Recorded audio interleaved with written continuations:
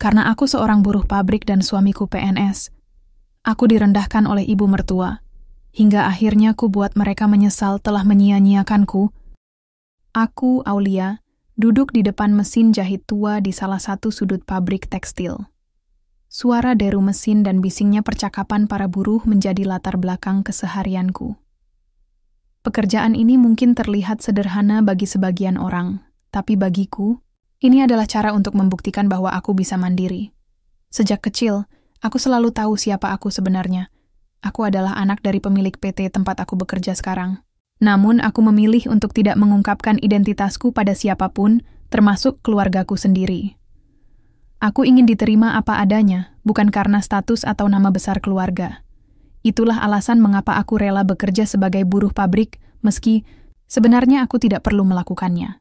Hidupku berubah ketika aku bertemu Rangga. Dia adalah seorang pegawai negeri sipil, PNS, yang baik hati dan hangat. Kami bertemu di sebuah acara kantor temanku, dan dari pandangan pertama, aku tahu dia adalah pria yang istimewa. Rangga tidak pernah memandang rendah pekerjaanku. Baginya, aku adalah wanita yang kuat dan pantas dicintai.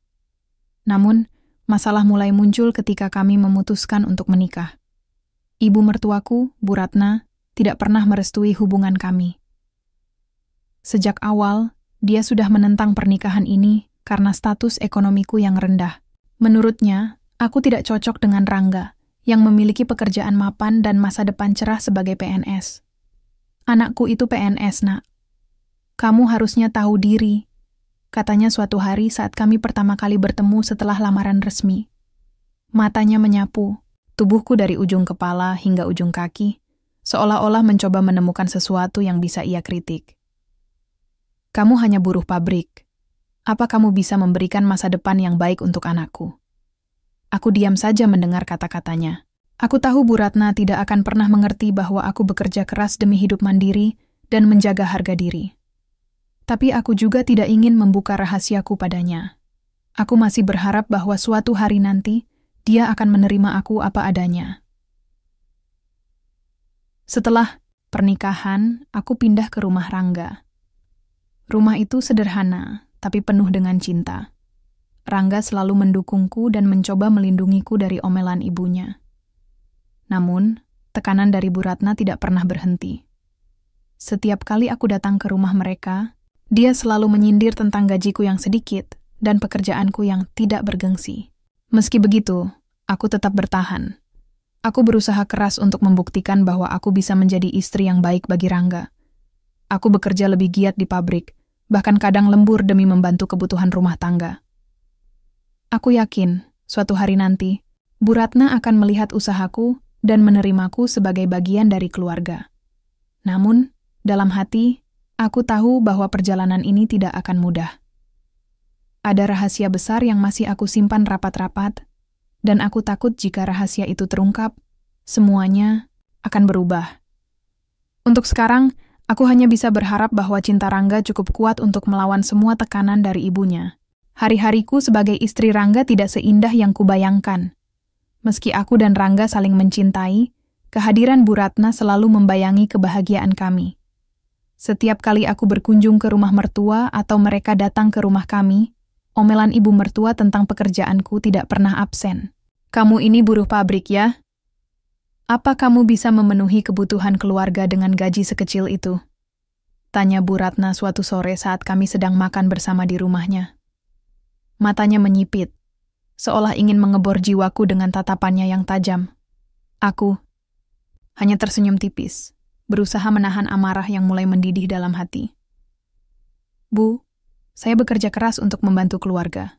Saya mungkin bukan orang kaya, tapi saya selalu berusaha memberikan yang terbaik. Jawabku pelan, berharap dia akan mengerti. Namun, alih-alih mereda, omelannya semakin menjadi-jadi. Coba lihat teman-teman PNS Rangga. Mereka semua menikah dengan wanita dari keluarga terpandang. Kamu hanya buruh pabrik yang gajinya pas-pasan. Bagaimana mungkin kamu bisa memberikan masa depan yang baik untuk anak-anakmu nanti? Setiap kata-katanya seperti tusukan jarum yang menusuk jantungku. Aku tahu dia tidak akan pernah puas dengan apapun yang kulakukan. Tapi aku juga tahu, Aku tidak bisa terus-menerus mempermasalahkan omelannya. Aku harus tetap tegar demi Rangga. Rangga, di sisi lain, selalu berusaha menjadi penengah antara aku dan ibunya. Dia mencoba melindungiku dari kata-kata pedas ibunya. Tapi lama-lama aku mulai melihat ada keraguan dalam matanya. Kadang-kadang, aku menangkap pandangan sedihnya ketika ibunya mulai menghina pekerjaanku, seolah dia mulai dipengaruhi oleh ibunya. Suatu malam, setelah kunjungan ke rumah mertua yang penuh dengan cercaan, aku duduk di tepi tempat tidur dengan air mata yang mulai mengalir. Rangga duduk di sampingku, mencoba menenangkanku. Aulia, maafkan ibuku. Dia hanya khawatir tentang masa depan kita. Katanya pelan, suaranya terdengar ragu. Aku menatapnya, hatiku hancur. Rangga, apakah kamu juga berpikir seperti ibumu? Apakah kamu juga merasa aku tidak cukup baik untukmu? Dia terdiam sejenak, sebelum akhirnya menjawab, "Tidak, Aulia. Aku mencintaimu. Tapi, kadang aku juga berpikir, apa yang dikatakan ibu ada benarnya. Mungkin kita butuh lebih banyak stabilitas finansial untuk masa depan." Hatiku terasa seperti ditusuk-tusuk. Kata-katanya adalah konfirmasi bahwa dia mulai dipengaruhi oleh ibunya. Aku tahu, aku tidak bisa menyalahkan Rangga sepenuhnya. Ia hanya seorang anak yang ingin membuat ibunya bahagia. Tapi, bagaimana dengan aku? Apakah aku harus terus menerima perlakuan ini? Beberapa hari kemudian, tekanan dari Bu Ratna semakin memuncak. Kali ini, dia secara terang-terangan menyarankan Rangga untuk menceraikanku. Aku mendengar percakapan mereka di ruang tamu ketika aku sedang membersihkan dapur. "Ibu serius, nak. Kamu layak mendapatkan wanita yang lebih baik daripada dia. Wanita yang bisa memberikanmu kehidupan yang stabil dan nyaman. Bukan seperti dia yang hanya buruh pabrik," kata Bu Ratna dengan nada tinggi. Aku membeku di tempat, tanganku gemetar memegang sapu. Hatiku terasa seperti diremas-remas. Aku tahu, ibu mertuaku tidak pernah menyukaiku. Tapi mendengar langsung kata-kata itu dari mulutnya adalah hal yang sangat menyakitkan. Rangga tidak langsung menjawab. Aku bisa mendengar suara langkah kakinya yang gelisah di ruang tamu.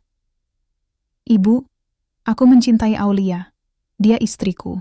Aku tidak bisa begitu saja meninggalkannya," katanya dengan nada pelan, namun terdengar goyah. "Kalau kamu benar-benar mencintai dia, kenapa kamu tidak bisa melihat bahwa dia tidak cocok denganmu? Cinta saja tidak cukup, nak. Kamu butuh pasangan yang bisa mendukungmu secara finansial," balas Bu Ratna. Aku tidak bisa mendengar lebih lama lagi. Aku memutuskan untuk masuk ke ruang tamu, berusaha tersenyum meskipun hatiku hancur berkeping-keping. "Maaf mengganggu, Bu. Saya akan ke dapur melanjutkan pekerjaan," kataku singkat, lalu berlalu tanpa menoleh ke belakang. Di dapur, aku menundukkan kepala, berusaha menahan air mata yang mulai menggenang. Aku tahu, aku tidak bisa terus begini. Tekanan dari ibu mertua semakin besar, dan Rangga mulai goyah. Aku harus memikirkan sesuatu, entah itu bertahan atau melepaskan. Namun, satu hal yang pasti, aku tidak akan membiarkan mereka merendahkan harga diriku tanpa perlawanan. Hari-hari berikutnya terasa seperti perjalanan tanpa akhir dalam badai. Setiap kali aku melangkah, rasanya ada batu besar yang menghalangi jalanku. Tekanan dari Bu Ratna tidak lagi hanya berupa kata-kata pedas, tetapi mulai berubah menjadi tindakan nyata. Dia mulai sering datang ke rumah kami tanpa diundang, membawa segudang kritik dan saran tidak diminta tentang bagaimana aku harus menjalani hidupku. Suatu sore, ketika aku sedang menyiapkan makan malam, Bu Ratna tiba-tiba masuk ke dapur dengan wajah cemberut. "Aulia, apa ini cara kamu memasak untuk suamimu? Lihat, rumahmu berantakan, masakanmu pun pasti tidak layak untuk Rangga," katanya sambil menyipitkan mata, seolah-olah mencoba menemukan kesalahan di setiap sudut dapur. Aku menghela napas panjang, berusaha menahan diri agar tidak meledak. "Bu, saya sudah berusaha sebaik mungkin. Saya bekerja seharian di pabrik, lalu pulang ke rumah untuk mengurus suami saya. Saya rasa itu sudah cukup." "Cukup? Kamu pikir bekerja di pabrik itu cukup? Kamu bahkan tidak bisa memberikan kehidupan yang layak untuk anakku," bentaknya, nada suaranya semakin tinggi. Rangga butuh istri yang bisa mendukungnya secara finansial, bukan istri yang hanya bisa memberikan gaji pas-pasan. Kali ini aku tidak bisa menahan amarahku. Aku menatapnya dengan tajam, meskipun hatiku masih bergetar karena emosi. Bu, saya mungkin buruh pabrik, tapi saya bekerja keras demi masa depan keluarga ini. Saya tidak pernah menuntut apapun dari Rangga selain cintanya. Jadi, tolong hentikan omelan ini. Wajah Bu Ratna memerah, tampak terkejut dengan balasan pedasku. Tapi sebelum dia bisa berkata apa-apa, Rangga masuk ke dapur. Matanya beralih dari ibunya kepadaku, seolah mencoba memahami apa yang terjadi. Apa yang terjadi di sini? Tanyanya pelan, suaranya terdengar lelah. Ibumu terus-menerus menghina pekerjaanku, Rangga. Aku sudah muak dengan semua ini, kataku dengan suara bergetar. Aku tidak ingin terlihat lemah, tapi air mata mulai menggenang di sudut mataku. Bu Ratna langsung menyerang balik. Lihat, Nak, dia tidak bisa menerima kenyataan bahwa dia tidak cocok untukmu. Wanita macam apa yang tidak bisa menerima kritik? Kamu pantas mendapatkan wanita yang lebih baik daripada dia. Rangga tampak bimbang. Dia melihat ibunya, lalu melihatku. Akhirnya, dia berkata dengan nada dingin, Aulia, mungkin ibu benar. Mungkin kita memang tidak cocok. Hatiku hancur berkeping-keping. Kata-kata itu adalah pukulan terakhir yang tidak bisa kutahan lagi. Aku tahu Rangga sedang goyah, tapi aku tidak menyangka dia akan mengatakan hal itu. Aku menatapnya dengan mata berkaca-kaca, berusaha menahan tangis. Jadi, begitu. Kau juga berpikir seperti ibumu? Rangga tidak menjawab. Dia hanya menunduk, seolah tidak sanggup menatap mataku. Aku merasa seperti dikhianati oleh orang yang paling kucintai. Beberapa hari kemudian, situasi semakin memburuk. Rangga mulai menghindariku, jarang bicara denganku, dan lebih sering pulang larut malam. Aku tahu, dia sedang mempertimbangkan saran ibunya. Aku sendiri mulai merasa tidak tahan lagi. Setiap hari, aku harus menghadapi sindiran dan omelan Bu Ratna, sementara suamiku yang seharusnya melindungiku justru mulai meninggalkanku. Pada suatu malam, setelah pertengkaran besar antara aku, Rangga, dan Bu Ratna, aku memutuskan untuk duduk di tepi tempat tidur dan berpikir keras. Aku tahu, hubungan kami tidak akan bertahan jika tekanan ini terus berlanjut. Aku mencintai Rangga, tapi aku tidak bisa hidup dengan harga diri yang terus direndahkan. Rangga, panggilku pelan saat dia masuk ke kamar. Dia menoleh, matanya tampak kosong. Aku tahu ini sulit untukmu, tapi aku tidak bisa terus begini. Aku tidak bisa hidup dengan terus-menerus dipandang rendah oleh ibumu. Dia terdiam sejenak, lalu berkata, Aulia, aku juga tidak tahu harus bagaimana. Ibu terus menekanku dan aku merasa mungkin dia benar. Air mata mulai mengalir di pipiku. Kalau begitu, mungkin ini sudah saatnya kita berpisah. Rangga tampak terkejut. Maksudmu? Aku tidak bisa memaksa seseorang untuk mencintaiku jika dia sudah ragu. Aku tidak bisa terus menerima perlakuan ini. Jika kau merasa ibumu benar, maka lakukan saja apa yang kau anggap terbaik, kataku dengan suara bergetar. Setelah itu, aku berbaring di tempat tidur, membiarkan air mata mengalir tanpa henti. Malam itu, aku tahu bahwa keputusan telah dibuat. Hubungan kami tidak akan bisa bertahan. Aku memilih untuk mengakhiri semua ini demi harga diriku sendiri. Esok harinya, Rangga datang ke ruang tamu dengan ekspresi muram. Aulia, aku setuju dengan apa yang kamu katakan. Mungkin kita memang harus berpisah. Aku hanya mengangguk pelan, meskipun hatiku hancur. Aku tahu, ini adalah keputusan terbaik untuk kami berdua. Setelah perceraian resmi, aku memutuskan untuk tidak lagi memendam rahasiaku. Aku ingin membuka identitasku sebagai anak pemilik PT tempat aku bekerja kepada mereka. Bukan untuk membalas dendam, tetapi untuk membuat mereka menyadari kesalahannya. Namun, untuk sekarang, aku memilih untuk fokus pada hidupku sendiri. Aku meninggalkan rumah itu dengan hati yang hancur, tapi juga dengan tekad baru untuk bangkit dan membuktikan siapa aku sebenarnya. hari-hari setelah perceraian terasa begitu sunyi. Aku, Aulia, kembali ke rumah kontrakanku yang sederhana, tempat aku tinggal sebelum menikah dengan Rangga. Rumah itu kecil, tapi cukup untuk memberiku ruang bernapas setelah semua tekanan dan penderitaan yang kualami selama ini. Meski begitu, luka di hatiku masih terasa begitu dalam. Setiap kali aku memejamkan mata, aku bisa mendengar suara Bu Ratna yang menghina pekerjaanku, serta ekspresi ragu di wajah Rangga saat dia setuju untuk menceraikanku. Namun, di tengah kesedihan itu, aku menyadari bahwa ini adalah awal dari babak baru dalam hidupku. Selama ini, aku telah bersembunyi di balik identitasku sebagai buruh pabrik, takut membuka siapa aku sebenarnya karena ingin diterima apa adanya. Tapi sekarang, aku tidak perlu lagi menyembunyikan diriku. Aku adalah anak pemilik PT tempat aku bekerja. Fakta yang selama ini kusimpan rapat-rapat. Saat aku memikirkan hal itu, muncul keinginan dalam diriku untuk membuka rahasia ini kepada Rangga dan ibu mertua. Bukan untuk membalas dendam, melainkan untuk membuat mereka menyadari betapa salahnya mereka telah merendahkan aku hanya karena status sosial. Beberapa minggu setelah perceraian resmi, aku mulai mengambil langkah-langkah untuk mengubah hidupku. Pertama-tama, aku menghubungi ayahku dan menjelaskan situasi yang kuhadapi. Awalnya, ayah sempat khawatir ketika aku memberitahunya tentang pernikahanku yang gagal dan perlakuan ibu mertuaku. Namun, setelah mendengar ceritaku, dia memberikan dukungan penuh. Kalau kamu merasa sudah waktunya membuka identitasmu, lakukan saja, nak. Jangan biarkan orang lain meremehkanmu, katanya dengan nada bijaksana. Dengan restu ayah, aku mulai mengatur rencana untuk bertemu Rangga dan Bu Ratna. Aku tahu ini bukan akan menjadi pertemuan yang mudah, tapi aku harus melakukannya demi harga diriku sendiri. Akhirnya, hari itu tiba. Aku datang ke sebuah kafe sederhana di pusat kota, tempat aku janjian untuk bertemu Rangga dan Bu Ratna.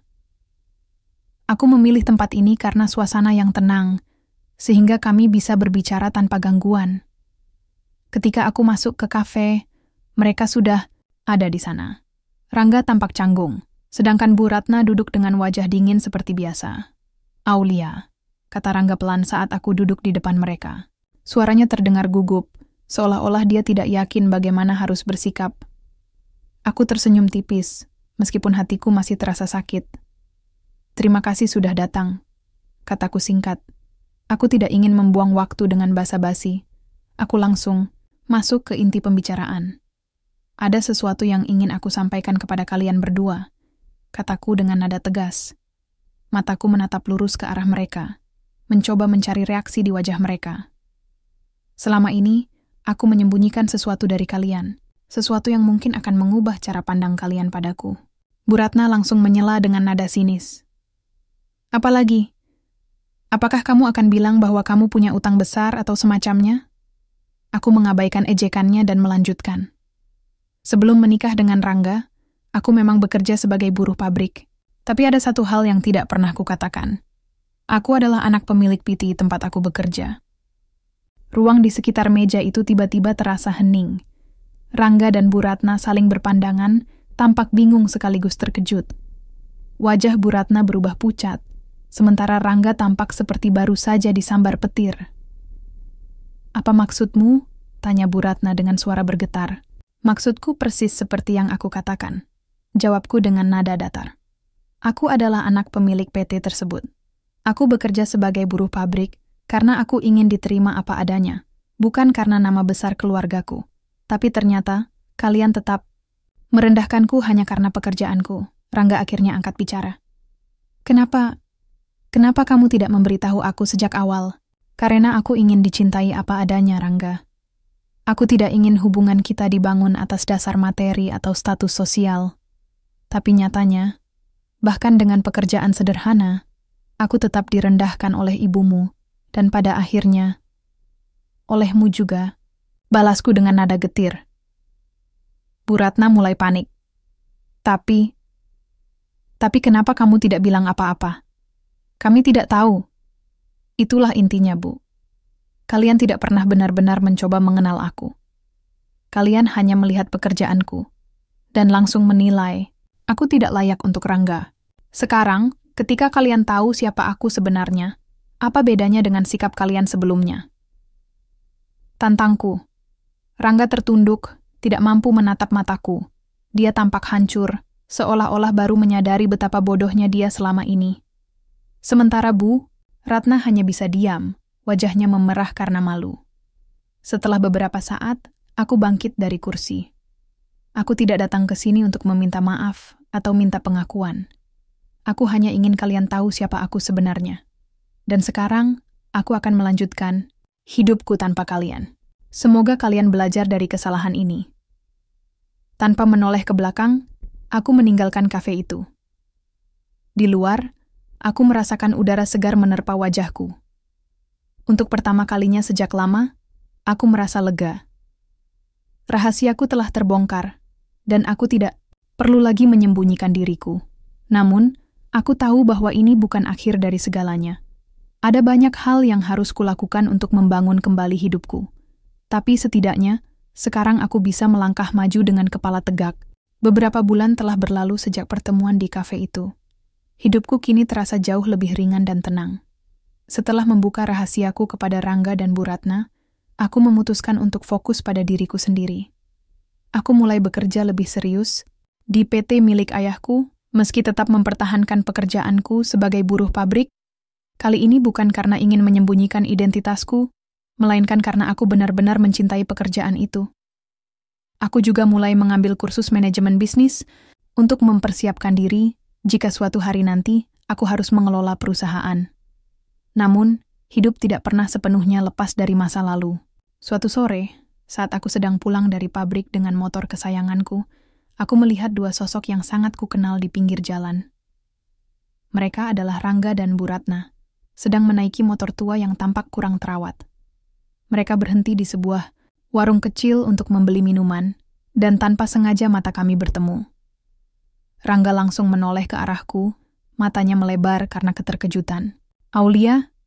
Panggilnya pelan, seolah tidak percaya bahwa dia benar-benar melihatku. Aku menghentikan motorku beberapa meter dari mereka. Setelah melepas helm, aku tersenyum tipis. "Halo, Rangga, Bu Ratna." Bu Ratna tampak canggung. Wajahnya memerah, mungkin karena malu atau merasa bersalah. Dia tidak mengatakan apa-apa, hanya menunduk sambil memegang botol air mineral yang baru dibelinya. "Bagaimana kabarmu?" Tanyaku dengan nada datar, meskipun dalam hati aku merasa campur aduk. Melihat mereka seperti ini membuatku ingat pada semua kenangan pahit yang pernah kualami. Tapi aku juga merasa lega, karena mereka tampak jauh lebih sederhana sekarang. "Baik," jawab Rangga singkat. Dia tampak gugup, seolah-olah tidak tahu harus berkata apa. Kamu sudah berubah banyak." Aku tertawa kecil. "Ya, aku memang sudah berubah. Tapi aku tetap sama, Rangga. Aku masih orang yang dulu pernah kamu cintai, hanya saja sekarang aku tidak lagi menyembunyikan siapa aku sebenarnya." Dia mengangguk pelan, wajahnya dipenuhi rasa bersalah. Aku minta maaf, Aulia. Aku salah besar. Aku seharusnya mendengarkanmu, bukan mendengarkan ibuku." "Aku juga minta maaf," kata Bu Ratna tiba-tiba, suaranya terdengar lirih. Ini adalah pertama kalinya dia meminta maaf padaku. Aku salah menilaimu. Aku tidak tahu kalau kamu anak pemilik PT itu." Aku menatap mereka, mencoba mencerna kata-kata mereka. Meski aku tahu permintaan maaf ini mungkin datang terlambat, aku bisa melihat kejujuran di mata mereka. Namun, aku juga sadar bahwa ada hal-hal yang tidak bisa kembali seperti semula. "Terima kasih atas permintaan maafnya," kataku akhirnya. "Tapi, aku sudah melanjutkan hidupku. Aku tidak lagi hidup dalam bayang-bayang masa lalu. Aku harap kalian juga bisa belajar dari semua ini." Rangga mengangguk pelan. Matanya tampak berkaca-kaca, seolah-olah dia menyesali semua keputusan yang telah diambilnya. "Aku tahu aku sudah terlambat, tapi aku hanya ingin kamu tahu, aku masih mencintaimu, Aulia." Hatiku bergetar mendengar kata-kata itu. Sebagian dari diriku masih memiliki rasa cinta untuknya, tapi aku tahu bahwa cinta saja tidak cukup. Terlalu banyak luka yang telah tercipta, dan aku tidak yakin apakah aku bisa mempercayainya lagi.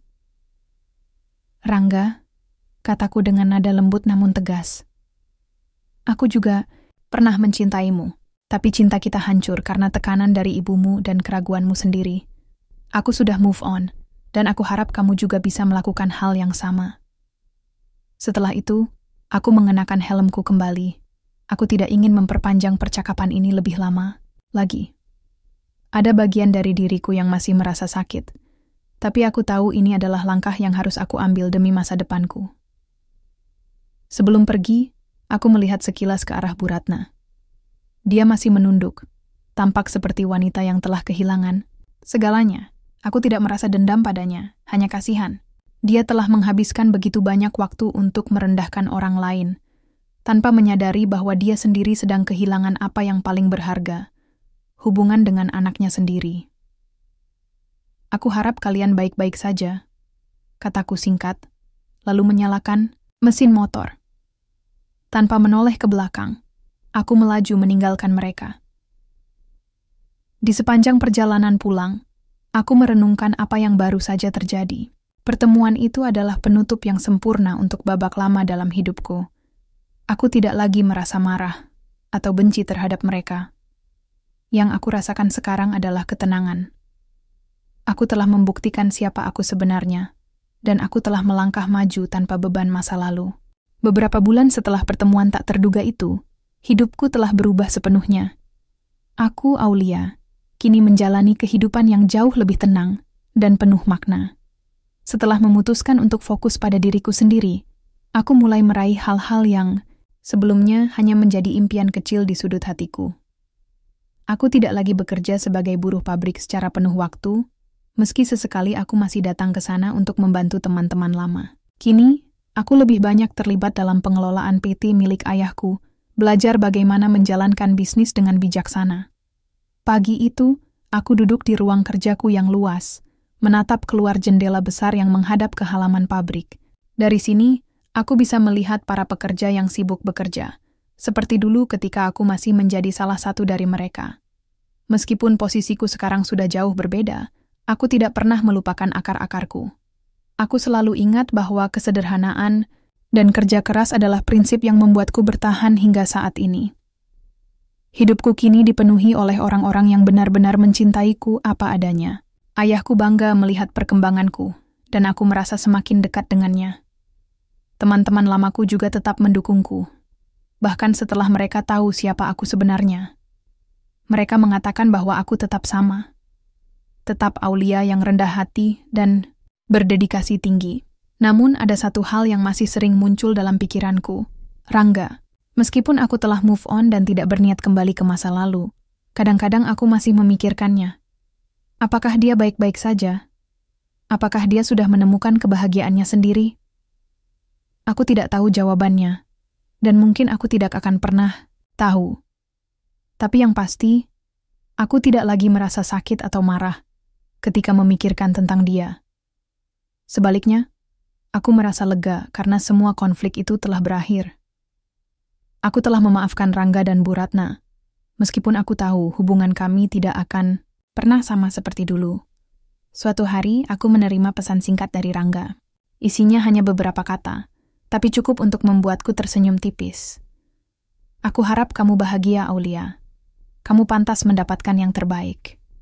Aku tidak membalas pesan itu. Aku tidak merasa perlu melakukannya. Bagiku, pesan itu adalah penutup yang sempurna untuk cerita kami.